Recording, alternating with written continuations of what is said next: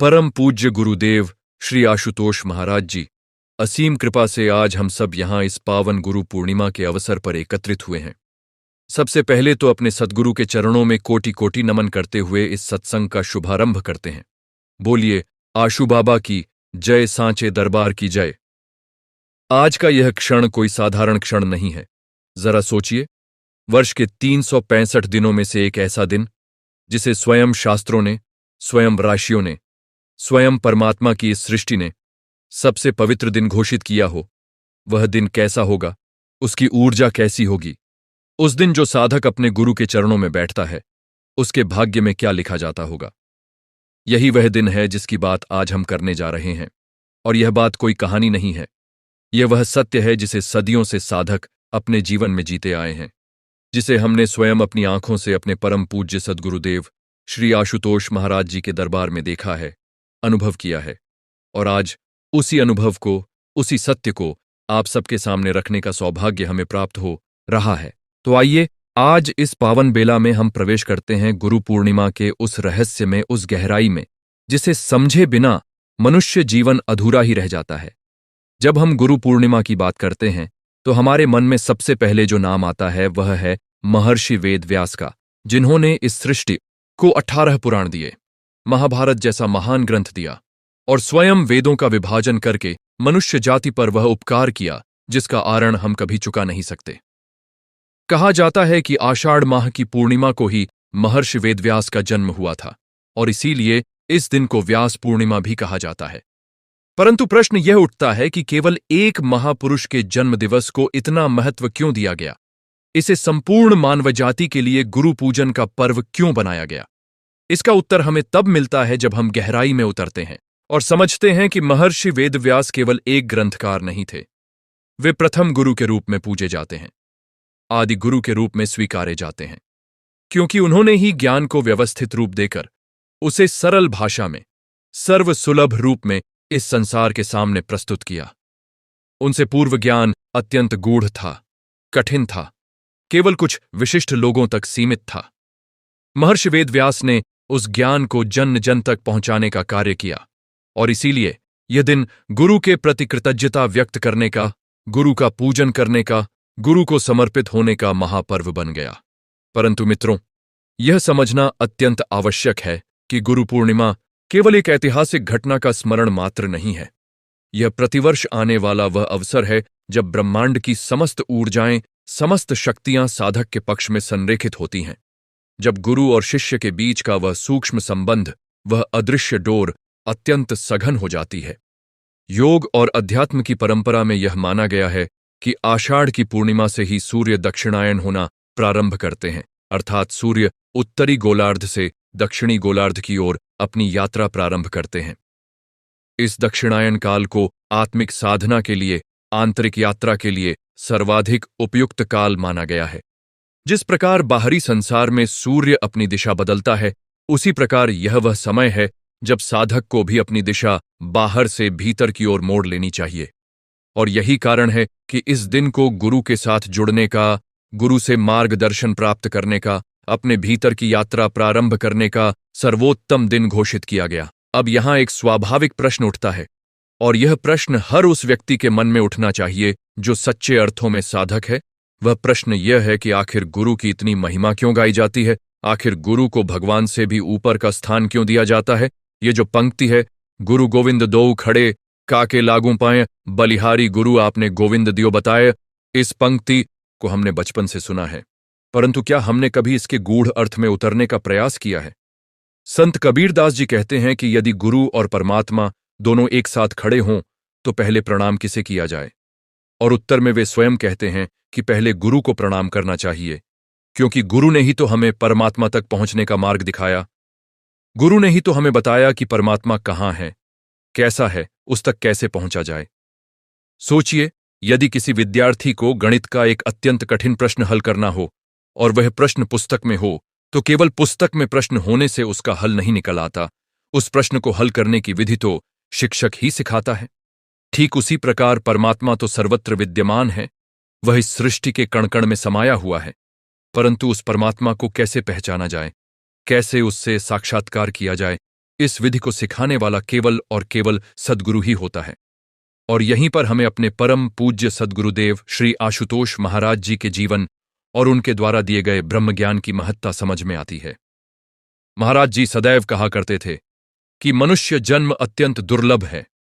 यह 84 लाख योनियों में भटकने के पश्चात प्राप्त होने वाला वह अवसर है जिसमें मनुष्य अपने वास्तविक स्वरूप को पहचान सकता है, अपने भीतर विद्यमान उस अविनाशी आत्मज्योति का साक्षात्कार कर सकता है।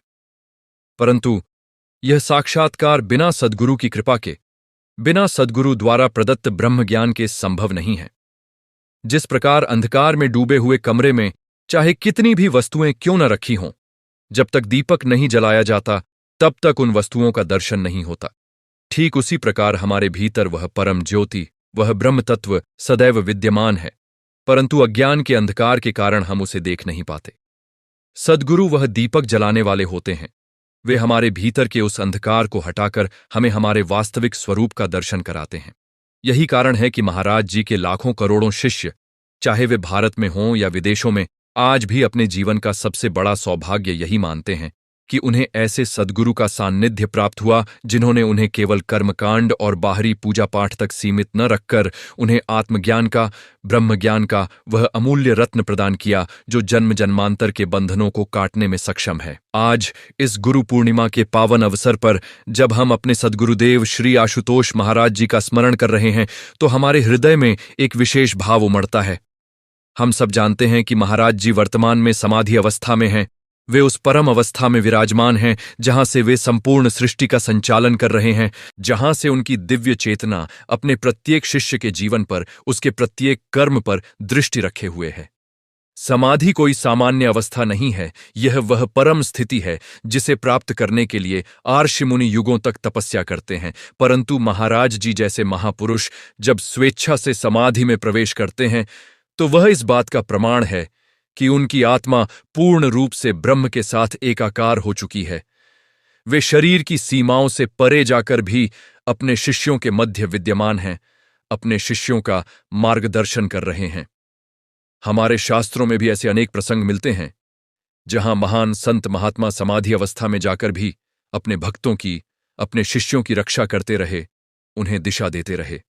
और यही विश्वास, यही श्रद्धा हमारे भीतर भी है कि महाराज जी अपनी समाधि अवस्था में रहकर भी हम सबके ऊपर अपनी कृपा दृष्टि बनाए हुए हैं। वे हमें कभी अकेला नहीं छोड़ सकते, क्योंकि सच्चा गुरु अपने शिष्य को कभी असहाय अवस्था में नहीं छोड़ता। अब मैं आपको एक ऐसा प्रसंग सुनाना चाहता हूं जो गुरु शिष्य के इस अटूट संबंध को अत्यंत सुंदर ढंग से स्पष्ट करता है। यह प्रसंग है संत कबीरदास जी और उनके शिष्य धर्मदास जी का।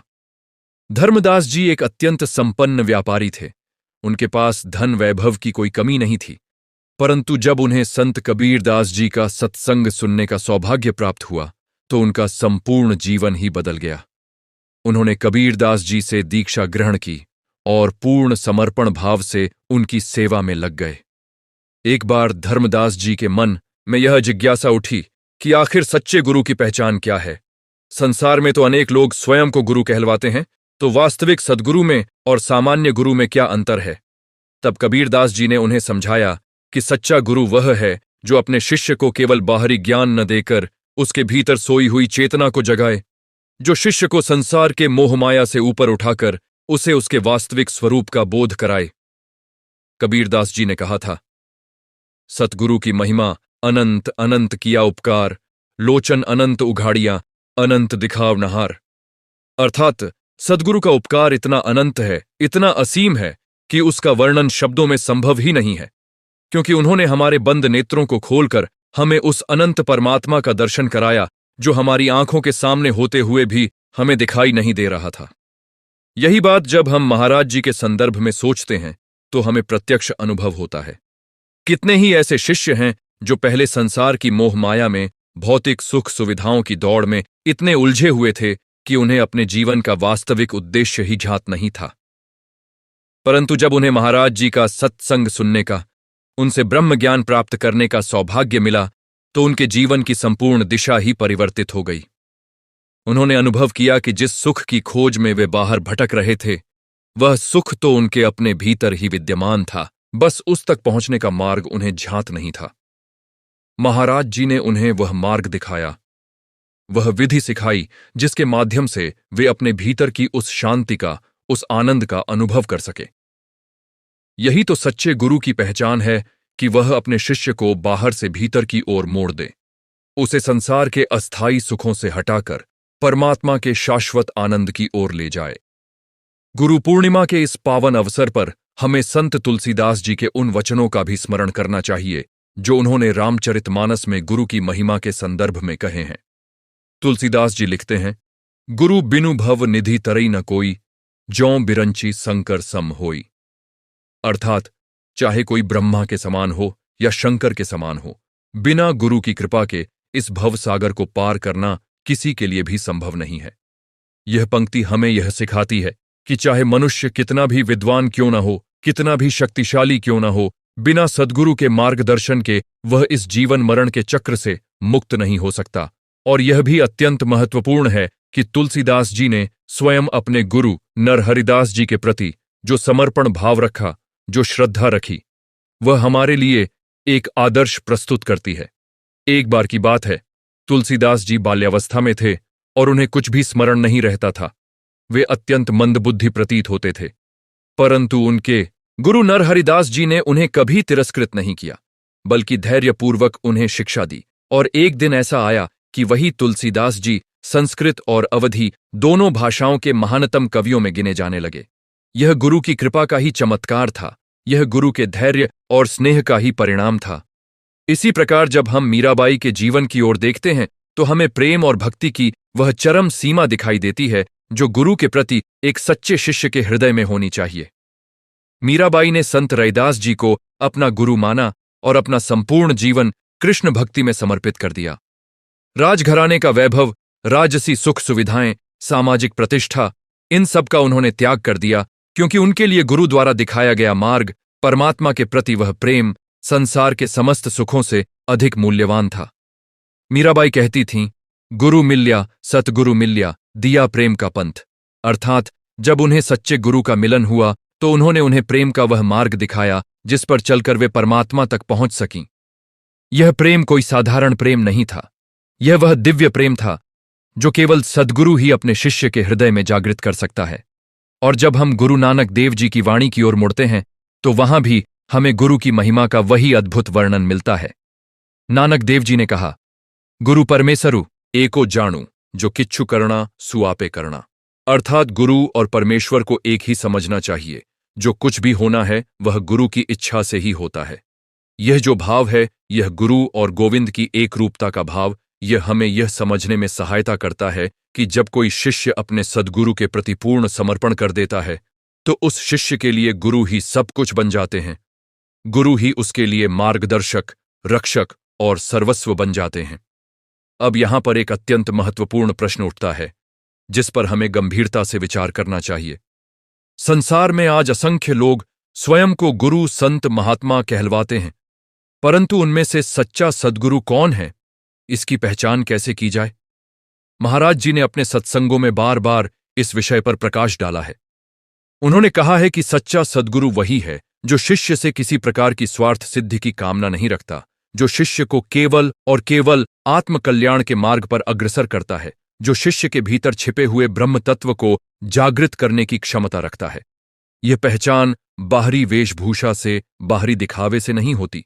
यह पहचान होती है उस अनुभव से जो शिष्य को गुरु के सान्निध्य में प्राप्त होता है, उस शांति से जो उसके हृदय में उतरती है, उस परिवर्तन से जो उसके संपूर्ण जीवन में दिखाई देने लगता है।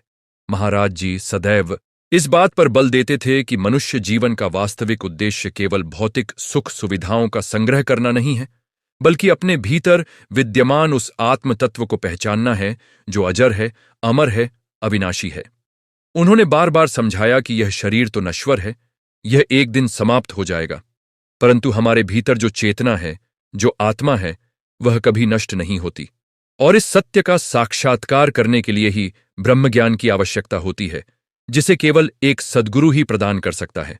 यह ब्रह्मज्ञान कोई पुस्तकीय ज्ञान नहीं है, यह कोई सैद्धांतिक शिक्षा नहीं है, यह वह प्रत्यक्ष अनुभूति है जो साधक को अपने भीतर उस दिव्य ज्योति के दर्शन कराती है जो साधक को यह अनुभव कराती है कि वह शरीर नहीं है, वह मन नहीं है, वह तो शुद्ध चैतन्य स्वरूप आत्मा है जो परमात्मा का ही अंश है।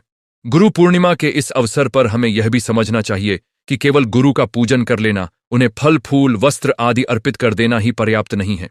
सच्ची गुरु भक्ति वह है जब शिष्य अपने गुरु द्वारा दिखाए गए मार्ग पर वास्तव में चले, जब वह गुरु की शिक्षाओं को केवल सुनकर ही संतुष्ट न हो जाए बल्कि उन्हें अपने जीवन में उतारे, अपने आचरण में लाए। महाराज जी ने अपने शिष्यों को सदैव यही सिखाया है कि साधना केवल कुछ समय के लिए बैठकर की जाने वाली क्रिया नहीं है, बल्कि यह जीवन जीने की एक संपूर्ण पद्धति है। हमें अपने प्रत्येक कर्म में, अपने प्रत्येक व्यवहार में, अपने प्रत्येक विचार में उस चेतना को बनाए रखना है जो हमें सद्गुरु से प्राप्त हुई है। यही सच्चा गुरु पूजन है, यही सच्ची गुरु दक्षिणा है। एक और अत्यंत सुंदर प्रसंग है जो हमें गुरु के प्रति समर्पण की गहराई समझाता है। यह प्रसंग है एकलव्य का, जिन्होंने द्रोणाचार्य को अपना गुरु माना। यद्यपि द्रोणाचार्य ने उन्हें प्रत्यक्ष रूप से शिक्षा नहीं दी। एकलव्य ने द्रोणाचार्य की मिट्टी की मूर्ति बनाकर उसके समक्ष धनुर्विद्या का अभ्यास किया और अपनी अटूट श्रद्धा और समर्पण के बल पर वे अर्जुन से भी श्रेष्ठ धनुर्धर बन गए। जब द्रोणाचार्य ने उनसे गुरु दक्षिणा के रूप में उनके अंगूठे की मांग की, तो एकलव्य ने बिना किसी हिचकिचाहट के अपना अंगूठा काटकर गुरु को अर्पित कर दिया। यह प्रसंग हमें यह सिखाता है कि सच्चे शिष्य के लिए गुरु के प्रति समर्पण किसी भी भौतिक हानि से ऊपर होता है, क्योंकि वह जानता है कि गुरु ने जो उसे दिया है वह किसी भी भौतिक वस्तु से अधिक मूल्यवान है। आज महाराज जी के लाखों शिष्य भी इसी भावना से ओतप्रोत हैं। वे जानते हैं कि महाराज जी ने उन्हें जो ब्रह्म ज्ञान प्रदान किया है वह उनके जीवन की सबसे बड़ी उपलब्धि है, और इस ज्ञान के प्रति कृतज्ञता व्यक्त करने का, इस ज्ञान को आगे फैलाने का, अपने जीवन को इस ज्ञान के अनुसार ढालने का प्रयास ही सच्ची गुरु दक्षिणा है। यही कारण है कि आज दिव्य ज्योति जागृति संस्थान से जुड़े लाखों साधक निरंतर सेवा कार्यों में संलग्न रहते हैं। समाज में सद्भावना फैलाने का, नशा मुक्ति का, नारी सशक्तिकरण का, वृक्षारोपण का, अनेक प्रकार के कल्याणकारी कार्यों को करते रहते हैं, क्योंकि वे जानते हैं कि यही उनके गुरु की सच्ची सेवा है, यही उनके गुरु के प्रति सच्ची श्रद्धांजलि है। अब मैं आपको एक और महत्वपूर्ण पहलू के विषय में बताना चाहता हूं, और वह है समाधि का रहस्य। हम सब जानते हैं कि महाराज जी वर्तमान में समाधि अवस्था में हैं, परंतु यह समझना अत्यंत आवश्यक है कि समाधि कोई मृत्यु नहीं है। यह जीवन की वह परम अवस्था है जिसमें साधक अपनी चेतना को शरीर की सीमाओं से परे ले जाकर परमात्मा के साथ पूर्ण रूप से एकाकार हो जाता है। योग शास्त्रों में समाधि की अनेक अवस्थाओं का वर्णन मिलता है, और जो महापुरुष इस अवस्था को प्राप्त कर लेते हैं वे समय और स्थान की सीमाओं से परे चले जाते हैं। यही कारण है कि हमारी श्रद्धा है कि महाराज जी अपनी समाधि अवस्था में रहकर भी अपने शिष्यों के मध्य किसी न किसी रूप में विद्यमान हैं। वे हमारे प्रत्येक प्रयास को देख रहे हैं, हमारे प्रत्येक संघर्ष में हमारे साथ हैं।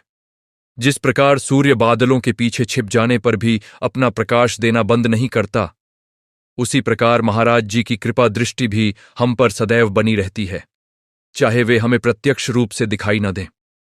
गुरु पूर्णिमा के इस पावन अवसर पर हमें यह संकल्प लेना चाहिए कि हम अपने जीवन को महाराज जी द्वारा दिखाए गए मार्ग पर अग्रसर करेंगे। हमें यह याद रखना चाहिए कि यह मनुष्य जीवन अत्यंत दुर्लभ है, और इसे केवल सांसारिक सुख सुविधाओं की खोज में व्यर्थ नहीं गंवाना चाहिए। हमें अपने भीतर उस आत्मतत्व की खोज करनी चाहिए जिसका बोध हमें सद्गुरु के माध्यम से हुआ है। हमें अपने प्रत्येक दिन की शुरुआत गुरु के स्मरण से करनी चाहिए, अपने प्रत्येक कर्म को गुरु को समर्पित करते हुए करना चाहिए, और यह विश्वास रखना चाहिए कि जब तक हमारे साथ सद्गुरु की कृपा है तब तक इस जीवन के किसी भी संकट से हमें भय नहीं है। आइए आज इस गुरु पूर्णिमा के पावन अवसर पर हम सब मिलकर यह प्रार्थना करें कि हमारे परम पूज्य सद्गुरुदेव श्री आशुतोष महाराज जी की कृपा दृष्टि सदैव हम पर, हमारे परिवार पर, संपूर्ण मानव जाति पर बनी रहे। हम प्रार्थना करते हैं कि हमें यह सद्बुद्धि प्राप्त हो कि हम अपने जीवन को गुरु द्वारा दिखाए गए मार्ग पर चला सकें, कि हम अपने भीतर छिपे हुए उस ब्रह्म तत्व का साक्षात्कार कर सकें, कि हम इस संसार में रहते हुए भी संसार के मोह माया से ऊपर उठकर एक सच्चे साधक का जीवन जी सकें। यही सच्ची गुरु भक्ति है, यही सच्चा गुरु पूजन है, और यही वह मार्ग है जिस पर चलकर हम अपने जीवन को सार्थक बना सकते हैं। और इस दिशा में एक और अत्यंत मार्मिक प्रसंग है जिसे आज मैं आपके समक्ष रखना चाहता हूं, ताकि हम यह समझ सकें कि सच्चा शिष्य अपने गुरु के वचन को किस प्रकार अपने प्राणों से भी अधिक मूल्यवान मानता है। यह प्रसंग है स्वामी विवेकानंद जी और उनके गुरु परमहंस रामकृष्ण देव जी का।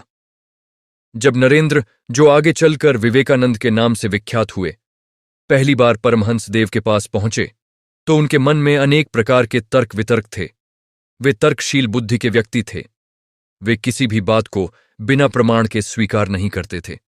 उन्होंने परमहंस देव से सीधा प्रश्न पूछा कि क्या आपने ईश्वर को देखा है? यह प्रश्न सुनकर अनेक तथाकथित संत असहज हो जाते, परंतु परमहंस देव ने अत्यंत सहज भाव से उत्तर दिया कि हां, मैंने ईश्वर को देखा है। जिस प्रकार मैं तुम्हें देख रहा हूं, उससे भी अधिक स्पष्ट रूप से मैंने उन्हें देखा है। यह उत्तर सुनकर नरेंद्र के भीतर का समस्त संशय पिघल गया और वे परमहंस देव के शरणागत हो गए। इसके पश्चात परमहंस देव ने अपने इस शिष्य को इतने धैर्य से, इतने प्रेम से गढ़ा कि वही नरेंद्र आगे चलकर स्वामी विवेकानंद बनकर संपूर्ण विश्व में भारतीय अध्यात्म की ध्वजा फहराने वाले महापुरुष सिद्ध हुए। यह प्रसंग हमें यह सिखाता है कि सद्गुरु के पास वह क्षमता होती है कि वे अपने शिष्य के भीतर छिपी हुई असीम शक्ति को पहचान लेते हैं और अपनी कृपा से उस शक्ति को जागृत कर देते हैं, जिसका साधारण मनुष्य को स्वयं भी आभास नहीं होता। ठीक इसी प्रकार का अनुभव हमें महाराज जी के शिष्यों के जीवन में भी देखने को मिलता है। कितने ही ऐसे लोग हैं जो पहले अपने जीवन में निराशा, अवसाद, दिशाहीनता से घिरे हुए थे, जिन्हें अपने जीवन का कोई उद्देश्य ही दिखाई नहीं देता था, परंतु जब उन्हें महाराज जी का सत्संग सुनने का अवसर मिला, जब उन्होंने ब्रह्मज्ञान प्राप्त किया, तो उनके भीतर सोई हुई वह चेतना जागृत हो गई और वे भी समाज में सेवा और साधना के मार्ग पर अग्रसर होकर हजारों लाखों अन्य लोगों के लिए प्रेरणा का स्रोत बन गए। यह गुरु की कृपा का ही चमत्कार है कि वे पत्थर में से भी मूर्ति गढ़ने की क्षमता रखते हैं। वे साधारण से साधारण मनुष्य में भी वह दिव्यता जागृत कर सकते हैं जो उसे असाधारण बना देती है। अब मैं आपको एक और प्रसंग सुनाना चाहता हूं जो हमें यह समझाता है कि गुरु की परीक्षा में उत्तीर्ण होना कितना आवश्यक होता है और सच्चा शिष्य उस परीक्षा को किस भाव से स्वीकार करता है। यह प्रसंग है स्वामी रामकृष्ण परमहंस देव के एक अन्य शिष्य और गुरु भक्ति की उस परंपरा का जो शिष्य को हर परिस्थिति में स्थिर बनाए रखती है। एक बार एक शिष्य अपने गुरु के पास पहुंचा और उसने कहा कि गुरुदेव, मैं आपकी सेवा में अपना संपूर्ण जीवन समर्पित करना चाहता हूं, परंतु मेरे मन में अनेक शंकाएं हैं, अनेक भय हैं। मैं नहीं जानता कि मैं इस मार्ग पर टिक पाऊंगा या नहीं। तब गुरु ने अत्यंत करुणा भाव से उसे समझाया कि पुत्र, मार्ग पर चलने की चिंता तुम मत करो। तुम केवल यह संकल्प लो कि तुम मुझ पर विश्वास रखोगे। शेष सब कार्य गुरु की कृपा स्वयं संपन्न करेगी। जिस प्रकार एक छोटा बालक अपनी मां की उंगली पकड़कर चलना सीखता है, बिना यह जाने कि आगे मार्ग कैसा है, ठीक उसी प्रकार शिष्य को भी अपने गुरु की उंगली पकड़कर बिना किसी भय के आगे बढ़ते रहना चाहिए। यही विश्वास है जो साधक को जीवन के प्रत्येक संकट से पार लगाता है। महाराज जी ने भी अपने शिष्यों को सदैव यही सिखाया है कि साधना के मार्ग में अनेक बाधाएं आती हैं, अनेक परीक्षाएं आती हैं, परंतु जिस शिष्य के हृदय में गुरु के प्रति अटूट श्रद्धा है, अटूट विश्वास है, वह किसी भी परिस्थिति में विचलित नहीं होता। उन्होंने कहा है कि जीवन में जब भी अंधकार घना प्रतीत हो, जब भी मार्ग कठिन दिखाई दे, तब गुरु का स्मरण ही वह प्रकाश है जो हमें सही दिशा दिखाता है। और यही कारण है कि महाराज जी के शिष्य, चाहे वे जीवन में कैसी भी कठिनाइयों का सामना क्यों न कर रहे हों, अपने गुरु के प्रति अपनी श्रद्धा में कभी कमी नहीं आने देते, क्योंकि वे जानते हैं कि यह श्रद्धा ही उनकी सबसे बड़ी शक्ति है, यही उनका सबसे बड़ा संबल है। गुरु पूर्णिमा के इस पावन पर्व पर हमें एक और अत्यंत महत्वपूर्ण बात समझनी चाहिए, और वह है गुरु के प्रति समर्पण और अंधश्रद्धा के बीच का अंतर। अनेक लोग यह भ्रम पाल लेते हैं कि गुरु के प्रति समर्पण का अर्थ है अपनी बुद्धि का, अपने विवेक का त्याग कर देना, परंतु यह भ्रम पूर्णतः गलत है। सच्चा समर्पण वह है जब शिष्य अपने गुरु द्वारा दिखाए गए मार्ग को अपने विवेक से समझे, उसे अपने अनुभव से परखे और फिर पूर्ण श्रद्धा के साथ उस मार्ग पर चले। महाराज जी ने कभी भी अपने शिष्यों से अंधश्रद्धा की अपेक्षा नहीं की, बल्कि उन्होंने सदैव यह प्रयास किया कि प्रत्येक शिष्य स्वयं अपने अनुभव से, अपनी साधना से यह अनुभव करे कि ब्रह्मज्ञान का मार्ग सत्य है, कि आत्म साक्षात्कार संभव है। यही कारण है कि उनके सत्संगों में तर्क और अनुभव दोनों को समान महत्व दिया जाता रहा है, ताकि साधक केवल विश्वास के आधार पर ही नहीं, बल्कि अपने प्रत्यक्ष अनुभव के आधार पर भी इस मार्ग पर दृढ़ रह सके। एक और प्रसंग जो मुझे यहां स्मरण हो रहा है, वह है संत सूरदास जी के जीवन का। सूरदास जी जन्म से ही नेत्रहीन थे, परंतु जब उन्हें अपने गुरु वल्लभाचार्य जी का सान्निध्य प्राप्त हुआ, तो उन्होंने अपने भीतर की उस आंतरिक दृष्टि को इतना विकसित कर लिया कि वे कृष्ण की लीलाओं का, उनके बाल सुलभ क्रीड़ाओं का ऐसा जीवंत वर्णन करने लगे जैसे वे उन्हें प्रत्यक्ष देख रहे हों। यह गुरु की कृपा का ही प्रताप था कि एक नेत्रहीन व्यक्ति ने ऐसी भक्ति रस से परिपूर्ण रचनाएं की कि आज सदियों बाद भी लोग उन्हें गा गा कर भाव विभोर हो जाते हैं। सूरदास जी स्वयं कहते हैं कि उनकी बाहरी आंखें भले ही न थीं, परंतु गुरु ने उनकी भीतरी आंखें खोल दी थीं, और उन्हीं आंखों से उन्होंने परमात्मा के उस अनंत सौंदर्य का दर्शन किया। यह प्रसंग हमें यह सिखाता है कि गुरु की कृपा से मनुष्य की कोई भी बाहरी सीमा, कोई भी शारीरिक अक्षमता उसकी आध्यात्मिक उन्नति में बाधक नहीं बन सकती। इसी प्रकार आज भी महाराज जी के दरबार में हमें ऐसे अनगिनत उदाहरण मिलते हैं जहां साधकों ने अपने जीवन की अनेक सीमाओं को, अनेक कठिनाइयों को गुरु कृपा से पार किया है। कोई ऐसा साधक है जो पहले गंभीर बीमारी से जूझ रहा था, परंतु गुरु के प्रति दृढ़ श्रद्धा रखते हुए उसने अपने जीवन में एक नई ऊर्जा का, एक नए विश्वास का संचार पाया। कोई ऐसा साधक है जो पहले पारिवारिक कलह से, वैवाहिक समस्याओं से त्रस्त था, परंतु ब्रह्मज्ञान प्राप्त करने के पश्चात उसके जीवन में शांति और सामंजस्य की स्थापना हुई। यह सब गुरु की उस अदृश्य कृपा का ही परिणाम है जो शिष्य के जीवन के प्रत्येक क्षेत्र में अपना प्रभाव दिखाती है। अब मैं आपको एक ऐसी बात बताना चाहता हूं जो हमें अपने जीवन में आत्मनिरीक्षण करने के लिए प्रेरित करेगी। गुरु पूर्णिमा केवल गुरु का पूजन करने का दिन नहीं है, यह हमारे लिए अपने भीतर झांकने का, यह देखने का दिन है कि क्या हम वास्तव में अपने गुरु द्वारा दिखाए गए मार्ग पर चल रहे हैं। क्या हमने अपने भीतर के अहंकार को त्यागा है? क्या हमने अपने भीतर की नकारात्मकता को दूर करने का प्रयास किया है? क्या हमने अपने प्रत्येक कर्म में सच्चाई और ईमानदारी को स्थान दिया है? यदि हम इन प्रश्नों का ईमानदारी से उत्तर दें, तो हमें यह ज्ञात होगा कि हमें अभी अपने साधना पथ पर और कितनी दूर तक चलना शेष है, और यही आत्मनिरीक्षण, यही आत्ममंथन हमें अपनी साधना में और अधिक गहराई तक ले जाने में सहायक सिद्ध होता है। महाराज जी ने अपने सत्संगों में यह भी समझाया है कि गुरु के प्रति सच्ची भक्ति का एक और महत्वपूर्ण पहलू है, और वह है अपने गुरु द्वारा बताए गए मार्ग का प्रचार प्रसार करना, अन्य लोगों को भी इस ज्ञान से लाभान्वित करने का प्रयास करना। जिस प्रकार एक दीपक से दूसरा दीपक जलाया जाता है और उससे प्रकाश और अधिक फैलता है, ठीक उसी प्रकार जब एक साधक स्वयं ब्रह्म ज्ञान से लाभान्वित होकर अन्य लोगों को भी इस मार्ग की ओर प्रेरित करता है, तो यह प्रक्रिया संपूर्ण समाज के कल्याण का माध्यम बनती है। यही कारण है कि आज दिव्य ज्योति जागृति संस्थान के माध्यम से यह ज्ञान गंगा निरंतर प्रवाहित हो रही है और लाखों करोड़ों लोग इससे लाभान्वित हो रहे हैं। और यह ज्ञान गंगा जिस प्रकार अविरल गति से प्रवाहित हो रही है, उसके पीछे एक अत्यंत गहरा रहस्य छिपा हुआ है, जिसे हमें आज इस पावन अवसर पर अवश्य समझना चाहिए। यह रहस्य है गुरु शिष्य परंपरा की उस निरंतरता का जो युगों युगों से चली आ रही है। जिस प्रकार एक नदी अपने उद्गम स्थल से निकलकर अनेक धाराओं में विभाजित होते हुए भी अपने मूल स्रोत से जुड़ी रहती है, ठीक उसी प्रकार गुरु परंपरा भी अपने आदि स्रोत से, उस परम सत्य से सदैव जुड़ी रहती है। महर्षि वेदव्यास से प्रारंभ हुई यह परंपरा समय समय पर विभिन्न महापुरुषों के माध्यम से, विभिन्न संतों के माध्यम से आगे बढ़ती रही, और आज हमारे परम पूज्य सद्गुरुदेव श्री आशुतोष महाराज जी के माध्यम से भी वही शाश्वत सत्य, वही ब्रह्मज्ञान हम तक पहुंचा है। इस संदर्भ में मुझे एक और सुंदर प्रसंग स्मरण हो रहा है जो हमें शिष्य की धैर्य और परीक्षा के महत्व को समझाता है। यह प्रसंग है संत ज्ञानेश्वर महाराज और उनके गुरु निवृत्तिनाथ जी का।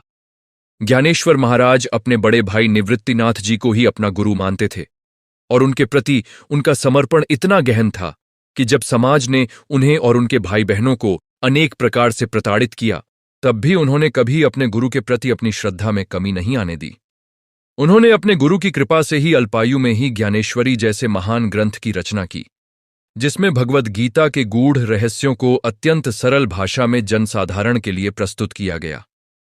यह प्रसंग हमें यह सिखाता है कि संसार चाहे कितनी भी बाधाएं क्यों न उत्पन्न करे, यदि शिष्य के हृदय में गुरु के प्रति सच्ची श्रद्धा है तो वह किसी भी विपरीत परिस्थिति में भी अपने साधना पथ से विचलित नहीं होता, बल्कि उन्हीं कठिनाइयों को अपनी उन्नति की सीढ़ी बना लेता है। अब मैं आपको एक और अत्यंत रोचक कथा सुनाना चाहता हूं, जो सीधे तौर पर गुरु पूर्णिमा और महर्षि वेदव्यास से जुड़ी हुई है। कहा जाता है कि एक बार महर्षि वेदव्यास अत्यंत चिंतित अवस्था में बैठे हुए थे। उन्होंने वेदों का विभाजन किया था, 18 पुराणों की रचना की थी, महाभारत जैसा महान ग्रंथ लिखा था, परंतु फिर भी उनके मन में एक प्रकार की अपूर्णता का, एक प्रकार की अशांति का अनुभव हो रहा था। तब उनके पास देवर्षि नारद जी पधारे और महर्षि वेदव्यास ने अपनी इस मनोदशा को उनके समक्ष व्यक्त किया।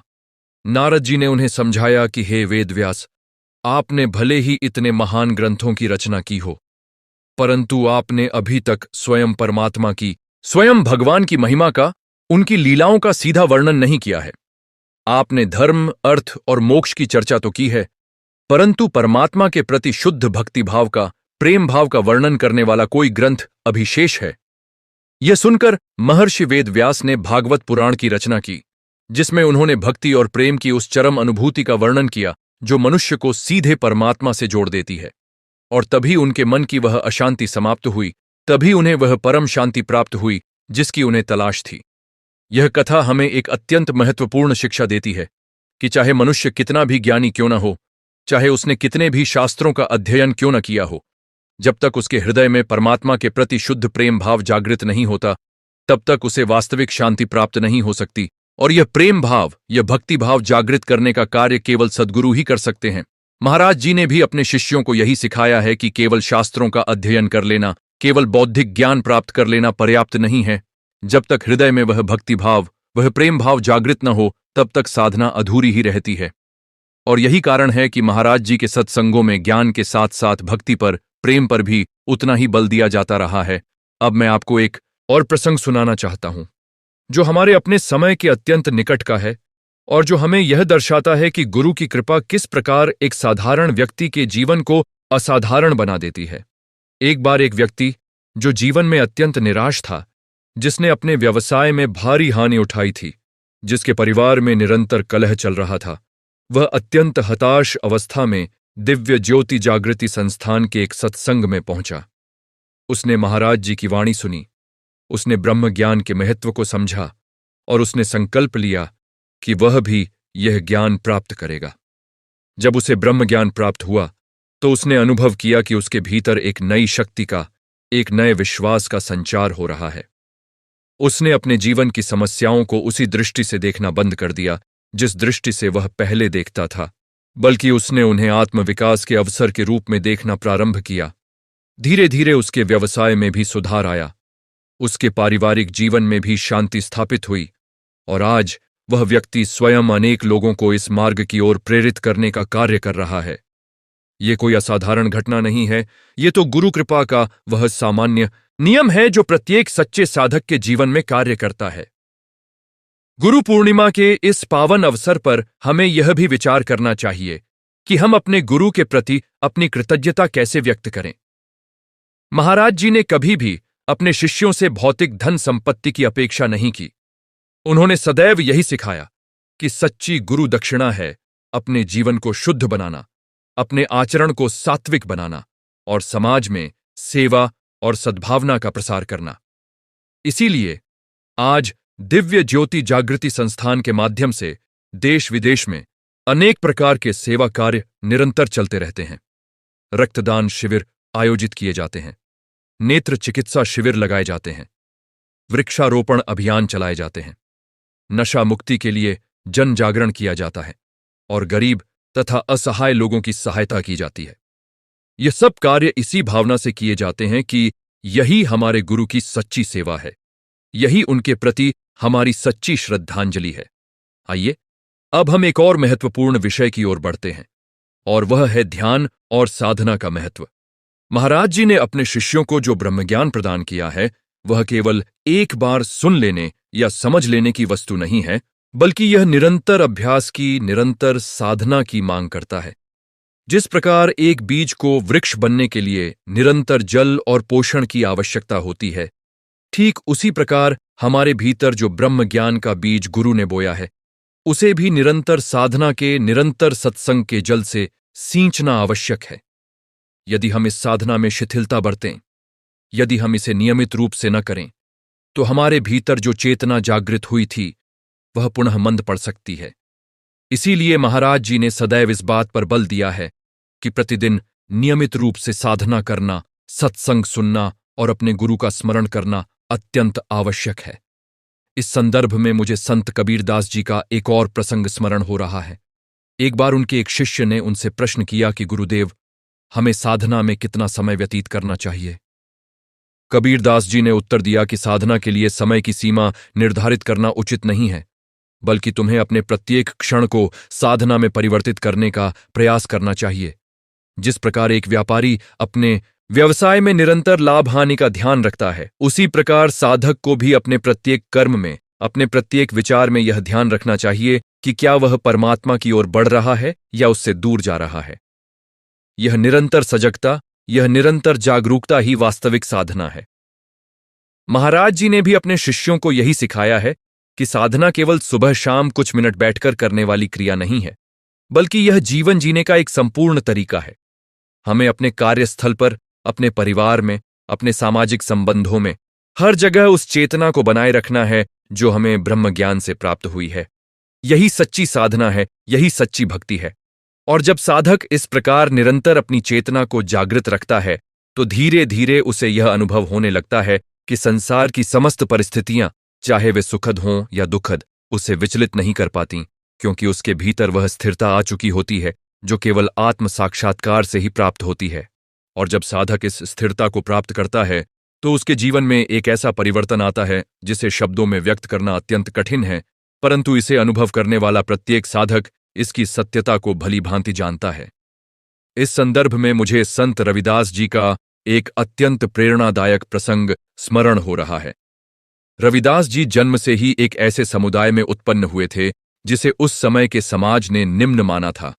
उन्हें अनेक प्रकार के सामाजिक भेदभाव का, तिरस्कार का सामना करना पड़ा, परंतु उनके गुरु रामानंद जी ने उन्हें इस बात का बोध कराया कि आत्मा का कोई जाति नहीं होता, आत्मा का कोई ऊंच नीच नहीं होता। आत्मा तो शुद्ध चैतन्य स्वरूप है जो प्रत्येक मनुष्य में समान रूप से विद्यमान है। इस ज्ञान को प्राप्त करने के पश्चात रविदास जी इतने महान भक्त और संत बन गए कि स्वयं मीराबाई ने भी उन्हें अपना गुरु स्वीकार किया। रविदास जी कहते थे, मन चंगा तो कठौती में गंगा, अर्थात यदि मन शुद्ध और पवित्र है तो साधारण से साधारण पात्र में भी गंगा का वास हो सकता है, अर्थात परमात्मा का वास हो सकता है। यह प्रसंग हमें यह सिखाता है कि गुरु की कृपा से मनुष्य समाज द्वारा निर्धारित की गई किसी भी सीमा से ऊपर उठ सकता है, क्योंकि गुरु हमें यह बोध कराते हैं कि हमारा वास्तविक स्वरूप इस शरीर से, इस सामाजिक पहचान से कहीं परे है। ठीक इसी प्रकार महाराज जी के दरबार में भी हमें ऐसे अनेक उदाहरण देखने को मिलते हैं जहां समाज के विभिन्न वर्गों से, विभिन्न पृष्ठभूमियों से आए हुए साधक एक समान भाव से, एक समान श्रद्धा से गुरुचरणों में बैठकर ब्रह्म ज्ञान प्राप्त करते हैं।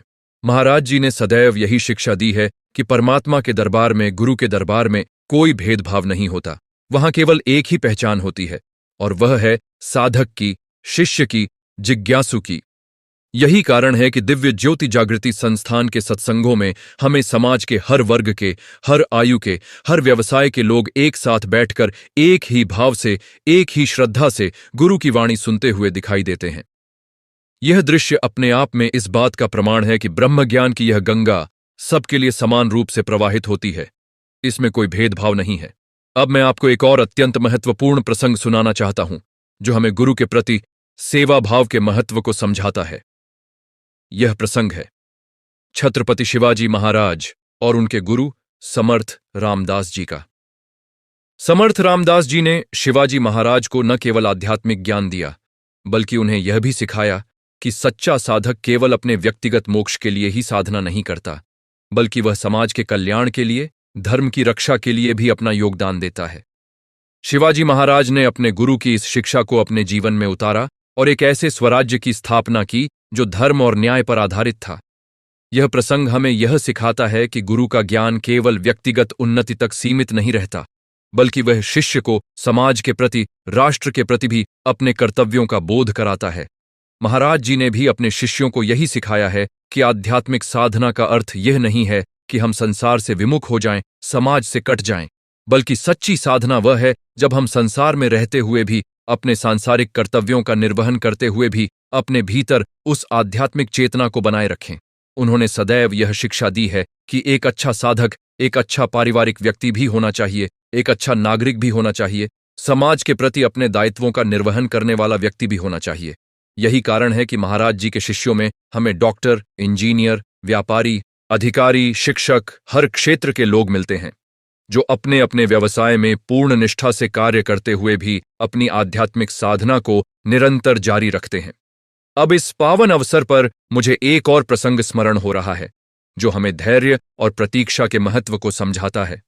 यह प्रसंग है भक्त ध्रुव का, जो अत्यंत बाल्यावस्था में ही अपनी सौतेली मां के कटु वचनों से आहत होकर वन की ओर चले गए थे, इस दृढ़ संकल्प के साथ कि वे परमात्मा का साक्षात्कार करके ही लौटेंगे। उन्होंने घोर तपस्या की, अनेक कठिनाइयों का सामना किया, परंतु उनका संकल्प कभी डगमगाया नहीं। अंततः उनकी तपस्या से प्रसन्न होकर परमात्मा ने उन्हें दर्शन दिए और उन्हें अटल पद प्रदान किया, ऐसा पद जो आकाश में ध्रुव तारे के रूप में आज भी विद्यमान है और जो कभी अपने स्थान से विचलित नहीं होता। यह प्रसंग हमें यह सिखाता है कि यदि साधक के हृदय में सच्ची लगन हो, सच्ची तड़प हो, तो चाहे वह कितना भी छोटा क्यों न हो, चाहे उसकी परिस्थितियां कितनी भी विपरीत क्यों न हो, परमात्मा की कृपा उसे अवश्य प्राप्त होती है। इसी प्रकार महाराज जी के दरबार में भी हमें ऐसे अनेक साधक मिलते हैं जिन्होंने अत्यंत युवावस्था में ही, अत्यंत बाल्यावस्था में ही ब्रह्म ज्ञान प्राप्त किया और अपने जीवन को साधना के मार्ग पर समर्पित कर दिया। यह इस बात का प्रमाण है कि आध्यात्मिक साधना के लिए कोई आयु सीमा नहीं होती। यदि हृदय में सच्ची जिज्ञासा हो, सच्ची लगन हो, तो कोई भी व्यक्ति, चाहे वह किसी भी आयु का क्यों न हो, इस मार्ग पर अग्रसर हो सकता है और गुरु की कृपा प्राप्त कर सकता है। गुरु पूर्णिमा के इस पावन अवसर पर हमें एक और अत्यंत महत्वपूर्ण विषय पर विचार करना चाहिए, और वह है समय की क्षणभंगुरता का बोध। महाराज जी ने अपने सत्संगों में अनेक बार यह समझाया है कि यह मानव जीवन अत्यंत अल्प है, यह किसी भी क्षण समाप्त हो सकता है, और इसलिए हमें इस बहुमूल्य समय को व्यर्थ की वस्तुओं में, क्षणिक सुखों की खोज में नष्ट नहीं करना चाहिए। जिस प्रकार एक व्यापारी अपने प्रत्येक क्षण का, अपने प्रत्येक धन का सदुपयोग करने का प्रयास करता है, ठीक उसी प्रकार साधक को भी अपने जीवन के प्रत्येक क्षण का सदुपयोग आत्मकल्याण के लिए, आत्म साक्षात्कार के लिए करना चाहिए। महाराज जी कहा करते थे कि आज जो कार्य किया जा सकता है उसे कल पर टालना बुद्धिमानी नहीं है, क्योंकि यह नहीं ज्ञात कि कल हमारे जीवन में आएगा भी या नहीं।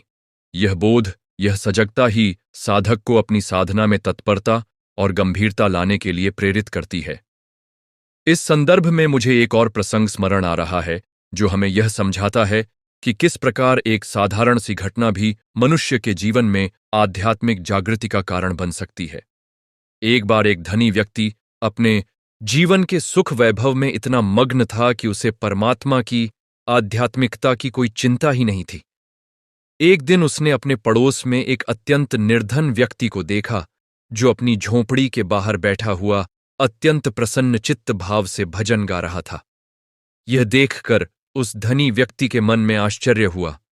उसने सोचा कि मेरे पास तो इतना धन वैभव है, फिर भी मैं सदैव चिंतित और अशांत रहता हूं, परंतु यह व्यक्ति जिसके पास कुछ भी नहीं है फिर भी इतना प्रसन्न और शांत कैसे है। उसने उस निर्धन व्यक्ति से इसका रहस्य पूछा तो उसने बताया कि उसे एक सद्गुरु का सान्निध्य प्राप्त हुआ है, जिन्होंने उसे यह सिखाया है कि सच्चा सुख बाहरी वस्तुओं में नहीं बल्कि अपने भीतर की शांति में है।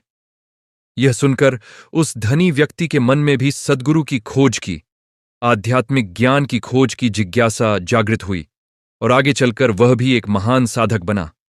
यह प्रसंग हमें यह सिखाता है कि सच्चा सुख, सच्ची शांति भौतिक संपत्ति में नहीं बल्कि आत्मिक ज्ञान में निहित है। महाराज जी ने भी सदैव यही शिक्षा दी है कि धन, संपत्ति, पद, प्रतिष्ठा ये सब क्षणिक सुख प्रदान कर सकते हैं, परंतु स्थायी शांति, स्थायी आनंद केवल आत्म साक्षात्कार से ही प्राप्त हो सकता है। और यही कारण है कि आज समाज के अनेक संपन्न और सफल व्यक्ति भी, जिनके पास भौतिक सुख सुविधाओं की कोई कमी नहीं है, फिर भी महाराज जी के सत्संगों में, दिव्य ज्योति जागृति संस्थान के सत्संगों में उस आंतरिक शांति की खोज में आते हैं जो उन्हें अन्यत्र कहीं प्राप्त नहीं होती। गुरु पूर्णिमा के इस पावन अवसर पर हमें एक और महत्वपूर्ण बात पर विचार करना चाहिए, और वह है गुरु के वचनों में विश्वास रखने का महत्व।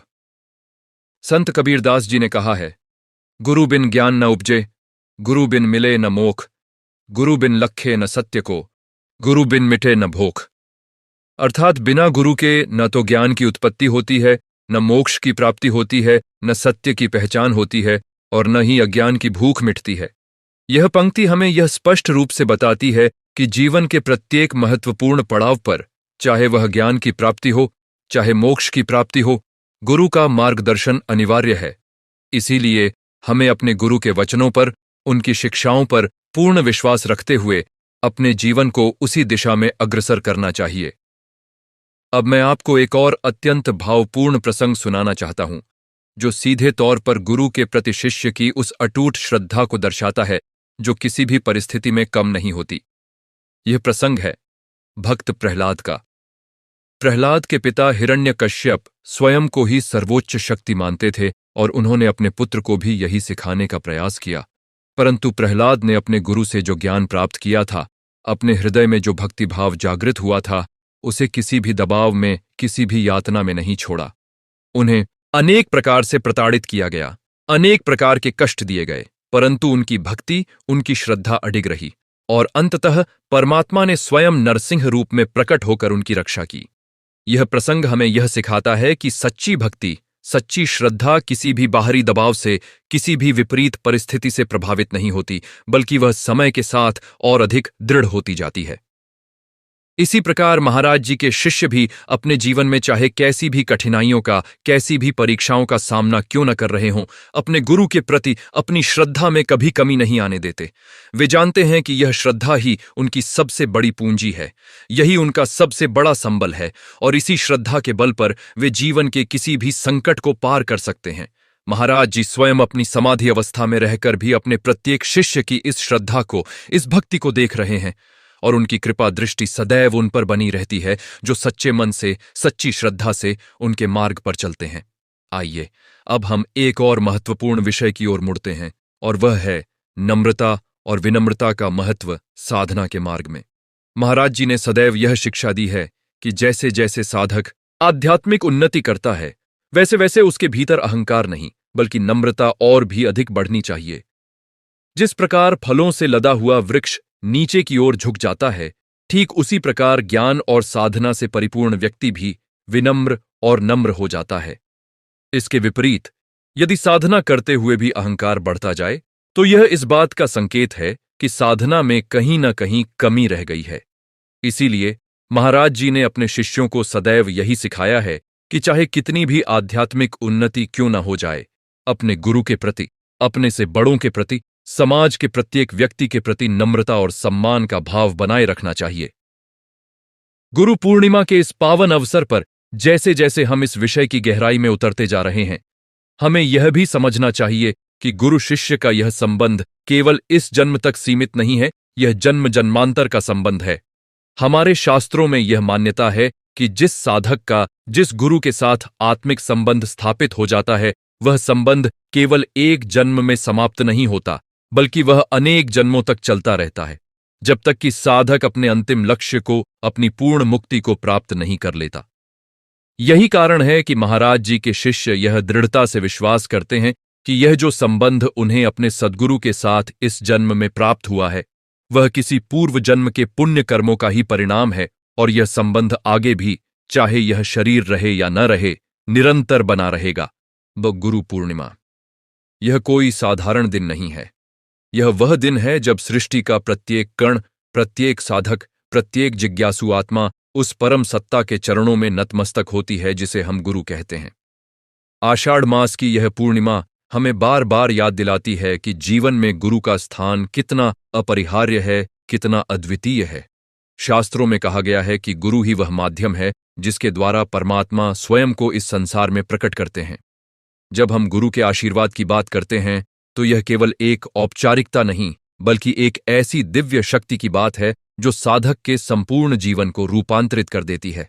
आज हम इसी विषय पर गहराई से विचार करेंगे कि आखिर गुरु का आशीर्वाद इतना शक्तिशाली क्यों माना जाता है और क्यों समस्त वेद, पुराण, उपनिषद और संत महात्मा एक स्वर में गुरु की महिमा का गान करते आए हैं। सबसे पहले हमें यह समझना होगा कि गुरु कौन है और गुरु शब्द का वास्तविक अर्थ क्या है। संस्कृत में गु का अर्थ है अंधकार और रू का अर्थ है उसे दूर करने वाला। अर्थात गुरु वह है जो अज्ञान के अंधकार को मिटाकर ज्ञान का प्रकाश फैलाता है। यह अंधकार केवल बाहरी नहीं होता, यह हमारे भीतर की अज्ञानता, हमारे मन की भ्रांतियां, हमारे अहंकार का आवरण, हमारी वासनाओं का जाल होता है। एक सामान्य मनुष्य जन्म से लेकर मृत्यु तक इसी अंधकार में भटकता रहता है। वह सुख की खोज में इधर उधर दौड़ता है, धन कमाता है, संबंध बनाता है, परंतु फिर भी उसके भीतर एक खालीपन बना रहता है। यह खालीपन इसलिए बना रहता है क्योंकि मनुष्य अपने वास्तविक स्वरूप को नहीं जानता। वह शरीर को ही अपना सर्वस्व मान बैठता है, जबकि सत्य यह है कि वह इस शरीर से कहीं परे एक अमर, शाश्वत आत्मा है। इस सत्य का साक्षात्कार करवाने वाला कोई और नहीं, केवल गुरु ही होता है। इसीलिए कहा गया है कि गुरु बिना ज्ञान नहीं और ज्ञान बिना मुक्ति नहीं। अब हम विचार करें कि गुरु का आशीर्वाद इतना शक्तिशाली क्यों माना जाता है। इसका पहला कारण यह है कि गुरु का आशीर्वाद कोई सामान्य शुभकामना नहीं होती, यह एक ऊर्जा का हस्तांतरण होता है। जब एक सिद्ध पूर्ण गुरु अपने शिष्य को आशीर्वाद देते हैं तो वे केवल शब्द नहीं बोलते, वे अपनी आध्यात्मिक शक्ति, अपने तप का फल, अपनी करुणा का सार शिष्य के हृदय में प्रवाहित कर देते हैं। यह वैसा ही है जैसे एक जलता हुआ दीपक दूसरे बुझे हुए दीपक को छूकर उसे भी प्रज्वलित कर दे। दीपक से दीपक जलता है। इसी प्रकार गुरु की चेतना से शिष्य की चेतना जागृत होती है। यह प्रक्रिया शब्दों से परे है, बुद्धि से परे है। यही कारण है कि जब कोई सच्चा साधक किसी सद्गुरु के सान्निध्य में आता है तो वह बिना कुछ कहे भी एक अद्भुत शांति, एक अनोखी ऊर्जा का अनुभव करता है। यह अनुभव कोई कल्पना नहीं, यह उस दिव्य शक्ति का प्रत्यक्ष प्रमाण है जो गुरु से शिष्य की ओर प्रवाहित होती है। दूसरा कारण यह है कि गुरु का आशीर्वाद शिष्य के संचित कर्मों को भी काटने की क्षमता रखता है। हमारे शास्त्रों में कर्म के सिद्धांत का बहुत विस्तार से वर्णन मिलता है। कहा जाता है कि मनुष्य जो भी कर्म करता है, चाहे वे अच्छे हों या बुरे, उनका फल उसे अवश्य भोगना पड़ता है। यह एक ऐसा चक्र है जिससे साधारण मनुष्य के लिए निकलना अत्यंत कठिन है। परंतु जब एक सिद्ध गुरु अपने शिष्य पर कृपा करते हैं तो वे अपने तप की शक्ति से शिष्य के संचित कर्मों के बंधन को शिथिल कर सकते हैं। यह वैसा ही है जैसे कोई शक्तिशाली सूर्य अपनी किरणों से घने बादलों को छिन्न भिन्न कर दे। गुरु की कृपा दृष्टि साधक के मार्ग की बड़ी से बड़ी बाधाओं को भी सरल बना देती है। इसीलिए संतों ने कहा है कि गुरु की कृपा के बिना चाहे कोई कितनी भी साधना कर ले, कितने भी शास्त्र पढ़ ले, वह सच्चे ज्ञान तक नहीं पहुंच सकता। बुद्धि से पढ़ा हुआ ज्ञान केवल सूचना है, परंतु गुरु की कृपा से प्राप्त ज्ञान अनुभूति बन जाता है, साक्षात्कार बन जाता है। तीसरा कारण जो गुरु के आशीर्वाद को इतना शक्तिशाली बनाता है वह है गुरु का निस्वार्थ प्रेम। एक सच्चा गुरु अपने शिष्य से किसी प्रकार की अपेक्षा नहीं रखता। वे अपने शिष्य के कल्याण के लिए अपना सर्वस्व अर्पित कर देते हैं, बिना किसी प्रतिफल की इच्छा के। संसार में हम जितने भी संबंध देखते हैं, चाहे वे माता पिता के हों, भाई बहन के हों या मित्रों के हों, उन सभी में कहीं ना कहीं कोई अपेक्षा, कोई स्वार्थ छिपा होता है। परंतु गुरु और शिष्य का संबंध इन सब से परे है। गुरु केवल देना जानते हैं, वे शिष्य के आध्यात्मिक उत्थान के अतिरिक्त कुछ नहीं चाहते। यह निस्वार्थ प्रेम ही वह शक्ति है जो शिष्य के हृदय को पिघला देती है, उसके अहंकार को गला देती है और उसे समर्पण के मार्ग पर अग्रसर करती है। जब शिष्य पूर्ण समर्पण के साथ गुरु के चरणों में स्वयं को अर्पित कर देता है, तभी वह गुरु की कृपा का वास्तविक अधिकारी बनता है। अब हमें यह भी समझना आवश्यक है कि गुरु पूर्णिमा का यह पर्व केवल एक दिन विशेष तक सीमित नहीं है, बल्कि यह हमें वर्ष भर गुरु के प्रति अपनी भक्ति और श्रद्धा को नवीनीकृत करने का अवसर देता है। यह पर्व हमें स्मरण कराता है कि हमारा जीवन गुरु के मार्गदर्शन के बिना अधूरा है। जिस प्रकार एक नाविक के बिना नाव भटक जाती है, जिस प्रकार बिना दिशा सूचक यंत्र के यात्री मार्ग खो देता है, उसी प्रकार बिना गुरु के मार्गदर्शन के साधक इस संसार सागर में भटकता रहता है। गुरु ही वह नाविक है जो हमें भवसागर के पार ले जाने में समर्थ है। इसीलिए इस दिन शिष्य अपने गुरु के चरणों में जाकर उनकी पूजा करते हैं, उनका आशीर्वाद प्राप्त करते हैं और यह संकल्प लेते हैं कि वे अपने गुरु द्वारा बताए गए मार्ग पर दृढ़ता से चलते रहेंगे। गुरु पूर्णिमा की परंपरा का आरंभ महर्षि वेदव्यास के जन्म दिवस से जोड़ा जाता है। महर्षि वेदव्यास को आदि गुरु माना जाता है क्योंकि उन्होंने ही वेदों का विभाजन किया, 18 पुराणों की रचना की और महाभारत जैसे महान ग्रंथ की रचना करके मानवता को ज्ञान का अपार भंडार प्रदान किया। इसीलिए इस पूर्णिमा को व्यास पूर्णिमा भी कहा जाता है। यह हमें यह शिक्षा देता है कि गुरु की परंपरा कितनी प्राचीन और कितनी महान है। सतयुग से लेकर आज कलयुग तक हर युग में गुरुओं ने मानवता को अंधकार से प्रकाश की ओर ले जाने का कार्य किया है। चाहे वह वशिष्ठ मुनि हों जिन्होंने भगवान श्री राम को शिक्षा दी, चाहे वे संदीपनि मुनि हों जिन्होंने भगवान श्री कृष्ण और सुदामा को शिक्षा दी, हर काल में गुरु का स्थान सर्वोच्च रहा है। स्वयं भगवान ने भी गुरु के समक्ष शीश झुकाया है। यह इस बात का प्रमाण है कि गुरु तत्व किसी व्यक्ति विशेष से परे एक दिव्य सिद्धांत है जिसकी उपासना स्वयं ईश्वर भी करते हैं। अब हम इस बात पर विचार करें कि आखिर एक सच्चे गुरु की पहचान क्या होती है, क्योंकि आज के इस युग में जहां चारों ओर भ्रम और मिथ्या प्रचार का बोलबाला है, वहां यह जानना अत्यंत आवश्यक हो जाता है कि सच्चा गुरु कौन है। सच्चा गुरु वह होता है जिसने स्वयं परमात्मा का साक्षात्कार किया हो, जिसने स्वयं उस सत्य का अनुभव न किया हो, वह दूसरों को उस सत्य तक कैसे पहुंचा सकता है। यह वैसा ही है जैसे कोई अंधा व्यक्ति दूसरे अंधे व्यक्ति को मार्ग दिखाने का प्रयास करे। इसीलिए शास्त्रों में कहा गया है कि गुरु वही है जो श्रोत्रिय हो अर्थात शास्त्रों का ज्ञाता हो, और ब्रह्मनिष्ठ हो अर्थात जिसने स्वयं ब्रह्म का साक्षात्कार किया हो। ऐसा गुरु ही शिष्य को सच्चे मार्ग पर ले जा सकता है। ऐसे गुरु के पास बैठने मात्र से, उनके सान्निध्य में रहने मात्र से साधक के भीतर एक परिवर्तन आरंभ हो जाता है। उनकी उपस्थिति स्वयं में एक साधना है, उनका सत्संग स्वयं में एक तपस्या है। गुरु के आशीर्वाद की शक्ति को समझने के लिए हमें यह भी जानना होगा कि यह आशीर्वाद कैसे कार्य करता है। जब शिष्य पूर्ण श्रद्धा और समर्पण के साथ गुरु की शरण में जाता है, तो गुरु उसके भीतर की चेतना को जागृत करने का कार्य आरंभ करते हैं। यह जागृति क्रमिक रूप से होती है। आरंभ में शिष्य के मन में शांति का अनुभव होता है, उसकी चंचलता कम होने लगती है। धीरे धीरे उसकी वासनाएं, उसके विकार, उसका क्रोध, उसका लोभ, उसका मोह शिथिल पड़ने लगते हैं। यह प्रक्रिया वैसी ही है जैसे सूर्य की किरणें धीरे धीरे बर्फ को पिघलाती हैं। गुरु की कृपा दृष्टि साधक के भीतर जमे हुए संस्कारों की बर्फ को पिघलाकर उसे प्रवाहमान बनाती है। इस प्रक्रिया में समय लग सकता है, परंतु यदि शिष्य की श्रद्धा अटूट हो, यदि उसका समर्पण सच्चा हो, तो गुरु की कृपा अवश्य फलीभूत होती है। यहां यह प्रश्न स्वाभाविक रूप से उठता है कि गुरु का आशीर्वाद प्राप्त करने के लिए शिष्य को क्या करना चाहिए। इसका उत्तर बहुत सरल है, परंतु उसका पालन करना उतना ही कठिन है। शिष्य को सबसे पहले अपने अहंकार का त्याग करना होगा। जब तक मनुष्य के भीतर मैं का भाव प्रबल रहता है, तब तक वह गुरु के ज्ञान को पूर्ण रूप से ग्रहण नहीं कर सकता। यह वैसा ही है जैसे कोई पात्र पहले से ही जल से भरा हो तो उसमें नया जल कैसे डाला जा सकता है। शिष्य को अपने मन को खाली करना होगा, अपने पूर्वाग्रहों को त्यागना होगा, तभी वह गुरु के ज्ञान रूपी अमृत को ग्रहण कर सकता है। इसके साथ ही शिष्य को अपने गुरु के प्रति पूर्ण श्रद्धा रखनी होगी। श्रद्धा ही वह सेतु है जो शिष्य को गुरु से जोड़ती है। बिना श्रद्धा के गुरु का सान्निध्य भी व्यर्थ हो जाता है। गुरु पूर्णिमा के इस पावन अवसर पर हमें यह भी विचार करना चाहिए कि हमारे जीवन में गुरु का व्यावहारिक महत्व क्या है। आज के भौतिकवादी युग में जहां मनुष्य धन, पद और प्रतिष्ठा के पीछे भाग रहा है, वहां वह अपने वास्तविक जीवन के उद्देश्य को भूलता जा रहा है। मनुष्य जन्म बार बार नहीं मिलता। यह एक दुर्लभ अवसर है जो हमें आत्म साक्षात्कार के लिए, परमात्मा की प्राप्ति के लिए मिला है। परंतु मोह माया के जाल में फंसकर मनुष्य अपने इस उद्देश्य को विस्मृत कर देता है। ऐसे में गुरु ही वह प्रकाश स्तंभ है जो हमें हमारे वास्तविक लक्ष्य की ओर पुनः मार्गदर्शन करता है। गुरु हमें यह स्मरण कराते हैं कि यह संसार क्षणभंगुर है।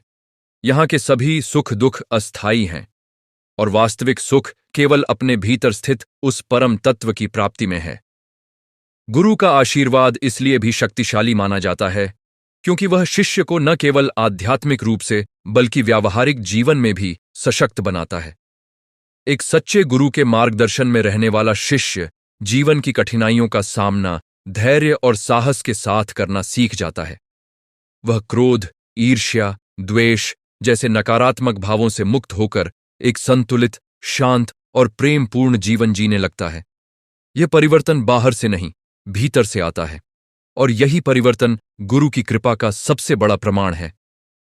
जब हम किसी सच्चे साधक के जीवन में यह परिवर्तन देखते हैं तो हमें यह विश्वास हो जाता है कि गुरु का आशीर्वाद कोई काल्पनिक बात नहीं, बल्कि एक ठोस, अनुभवजन्य सत्य है।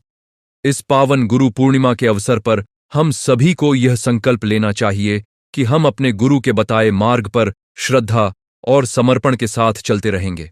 हमें अपने भीतर विनम्रता, सेवा भाव और साधना के प्रति निष्ठा को बनाए रखना होगा। गुरु का आशीर्वाद कोई एक बार की घटना नहीं है। यह एक निरंतर प्रवाहित होने वाली धारा है जो तब तक हमारे जीवन में बहती रहती है जब तक हम स्वयं को उसके प्रति खुला रखते हैं।